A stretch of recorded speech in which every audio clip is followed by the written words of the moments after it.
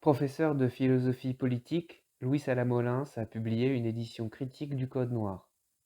Voici le commentaire qu'il fait de l'article 36, consacré au vol commis par les esclaves. L'imagination des maîtres blancs semblait illimitée quand il s'agissait de punir ceux qui avaient attenté à leurs biens. Article 36.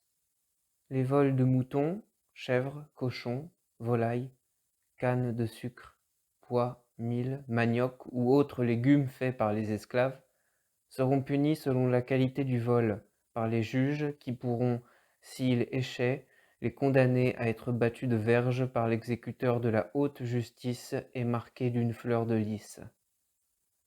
Comme il a été dit à propos de l'article précédent, l'article 35, la pratique a vite fait de gommer la distinction établie par le Code noir entre les vols qualifiés et les autres. Les maîtres, évidemment, dérangent encore moins la justice pour les petits vols qu'ils ne la sollicitent pour les vols plus considérables. Le récit serait interminable des exploits accomplis par la justice magistrale, celle exercée par les maîtres eux-mêmes sans recours aux tribunaux, à l'insu, sinon avec la silencieuse complicité de la justice royale, dont les dispensateurs là-bas au loin avaient eux-mêmes des esclaves et maniaient en leur quartier le fouet avec autant d'élégance que chacun. En fin de compte, que la justice royale intervienne ou pas, ils n'échapperont pas, les esclaves voleurs de mil ou de pois, à la flagellation appliquée pour la moindre peccadille, la moindre faute, le moindre chapardage. La flagellation. À ne pas confondre avec les coups de fouet distribués par-ci par-là et qui ne font que cingler la peau. C'est de la taille qu'on parle en cas de vol, c'est-à-dire de cette flagellation féroce qui entaillait profondément la peau et les chairs. À l'origine du système colonial, le nombre de coups qu'on donnait n'était pas limité. On le fixa plus tard à 29.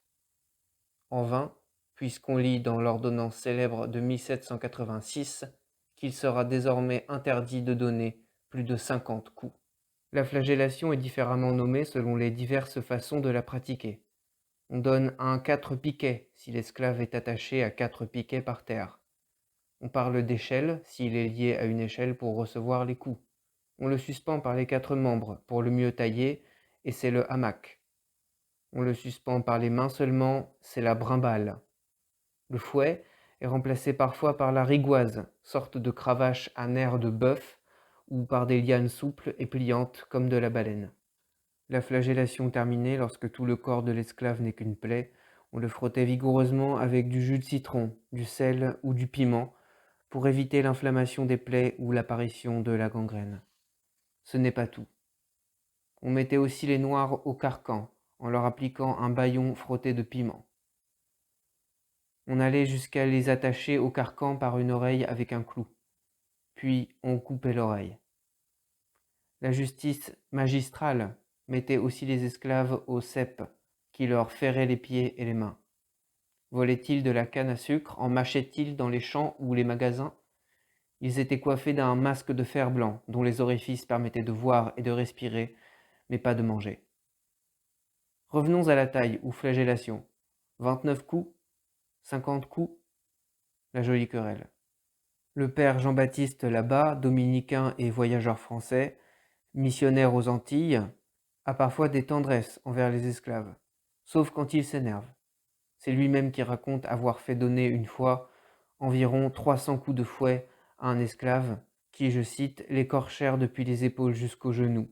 Il criait comme un désespéré et nos nègres me demandaient grâce pour lui. Puis le bon père le fit mettre au fer après l'avoir fait laver avec une pimentade, c'est-à-dire avec de la saumure dans laquelle on a écrasé du piment et des petits citrons. Cela cause une douleur horrible à ceux que le fouet a écorchés, mais c'est un remède assuré contre la gangrène, qui ne manquerait pas de venir aux plaies. Cela se passait à la veillée. Le jour venu, le saint homme fit reconduire l'esclave à son maître. Le maître me remercia de la peine que je m'étais donnée et fit encore fouetter son esclave de la belle manière.